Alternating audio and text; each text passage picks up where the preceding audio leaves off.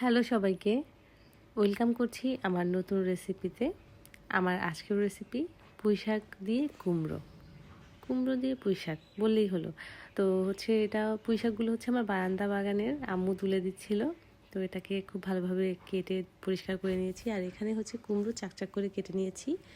এবার তেল গরম করে এতে 3টা শুকনো মরিচ, তারপর জিরা, তারপর কালো জিরা ফোড়ন দিয়ে নিলাম। আর দিলাম রসুন কুচি, তারপর পেঁয়াজ কুচি, তারপর কাঁচামরিচ ফালি 3-4টা। এবার এটাকে খুব ভালোভাবে একটু ভেজে নিব। একটু গোল্ডেন কালার হয়ে আসলে এর মধ্যে আমি দিয়ে দিচ্ছি কিউব করে কেটে রাখা আলু। এখানে একটা আলু নিয়েছি।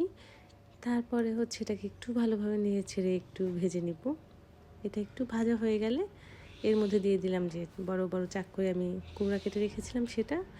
এবার কুমড়াটাকেও একটু হালকাভাবে ভাজা ভাজা করে নিব, যেহেতু পানি দেবো না এর মধ্যে। এবার কুমড়াটা ভাজা হয়ে গেলে এর মধ্যে দিয়ে দিলাম কেটে রাখা শাকগুলো। আর পুঁই শাক থেকে প্রচুর পানি বের হবে এবং সেই পানি দিয়েই সব কিছু সিদ্ধ হয়ে যাবে। এবার পুঁই শাকের মধ্যে দিয়ে দিলাম সামান্য লবণ পরিমাণ মতো। এবার এটাকে উল্টে পাল্টে দিলাম। দেখেন কি পরিমাণ পানি বের হয়েছে। এবার দিলাম সামান্য পরিমাণে একটু হলুদ গুঁড়া আর আবার কাঁচামরিচ ফালি দিয়ে দিলাম। এবার এটাকে খুব ভালোভাবে নেড়ে নিব। আর এই রান্নাটা করতে কিন্তু বেশি সময় লাগে না, কারণ কুমড়া এগুলো খুব তাড়াতাড়ি সিদ্ধ হয়ে যায়। দেখেন আমার রান্নাটা কিন্তু একদম শেষের দিকে। এবার দিয়ে দিলাম একটু চিনি, যেটাতে স্বাদটা খুব ভালোভাবে বাড়ায়। এবার এটাকে উল্টে পাল্টে নেড়ে নিলাম। আমার রান্না একদম হয়ে গেছে। আপনারা কে কীভাবে পুঁই শাক খেতে পছন্দ করেন বলেন তো।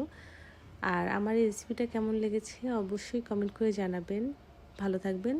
আসসালামু আলাইকুম।